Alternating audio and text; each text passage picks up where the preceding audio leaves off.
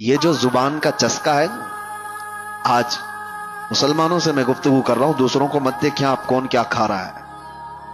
یہ زبان کی شہوت تمہیں آزاد اتنا کر گئی ہے کہ تم ہر چیز کھانے پر تیار ہو گئے۔ پہلے کے دور میں لوگ بچتے تھے، نان ویج کھانا ہے، گوشت کھانا ہے تو کتنی تحقیقیں ہوتی تھی کہ کہاں سے آیا، کس کا ہے، کون دیا ہے۔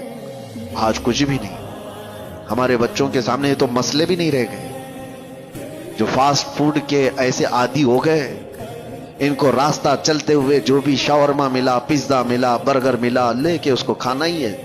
تمہیں پتا ہے، میں جانتا ہوں کئی ایسے لوگوں کو جو کہتے بھی ہیں کہ ہم مردہ مرغیوں کو بیچتے ہیں۔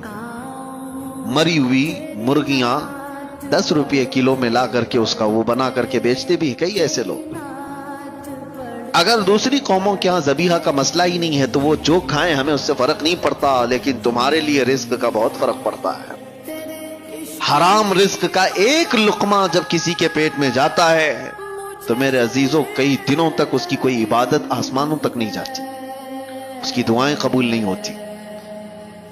موسیٰ علیہ السلام ایک بار کوہ طور پر جا رہے تھے، ایک بندے کو اتنا روتے ہوئے دیکھا، ہاتھ لمبے کر کر کے، اس پر آپ کو ترس آ گیا۔ آپ کوہ طور پر جا کر اللہ سے اس کی سفارش کرتے ہیں کہ مولا اس کی دعائیں پہلے قبول کر لے۔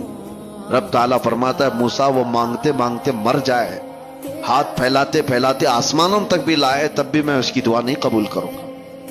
موسیٰ علیہ السلام ڈر گئے کہ ایسا کیا گناہ کیا اس نے۔ تو اللہ تعالیٰ فرماتا ہے کہ اس کے پیٹ میں حرام لقمہ ہے، اس کے جسم پر حرام لباس۔ جب تک یہ ہوگا اس کا رونا گڑ گڑانا میں نہیں دیکھوں گا۔ آپ کیا سمجھتے ہیں یہ ہلکا ہے؟ یہ چیز کے کنٹرول ختم ہو گیا ہے، جس کی وجہ سے یہ بے حیائیاں عام ہو گئیں، بدکاریاں پھیل گئیں، لوگ آج تمیز بھول گئے۔ کئی ایسے نوجوانوں کو دیکھا ہے، ان کو کوئی خوف ہی نہیں رہ گیا، ڈر ہی نہیں رہ گیا۔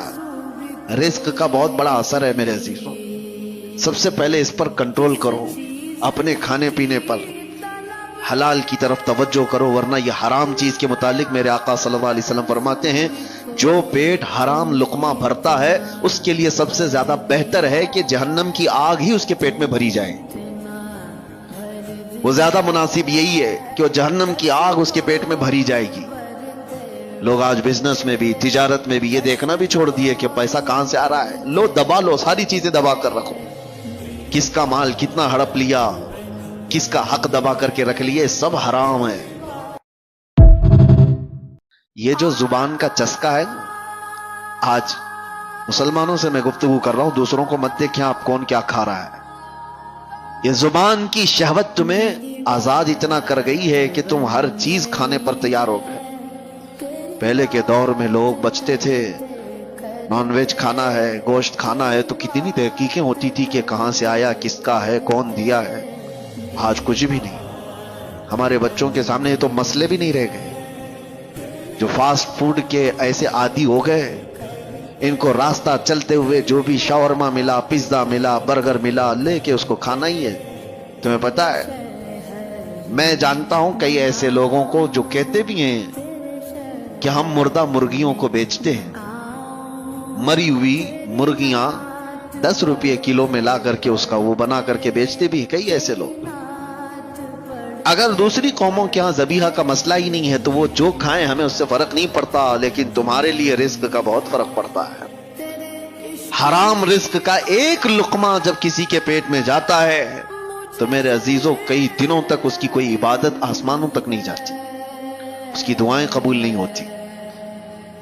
موسیٰ علیہ السلام ایک بار کوہ طور پر جا رہے تھے، ایک بندے کو اتنا روتے ہوئے دیکھا، ہاتھ لمبے کر کر کے، اس پر آپ کو ترس آ گیا۔ آپ کوہ طور پر جا کر اللہ سے اس کی سفارش کرتے ہیں کہ مولا اس کی دعائیں پہلے قبول کر لے۔ رب تعالیٰ فرماتا ہے موسیٰ وہ مانگتے مانگتے مر جائے،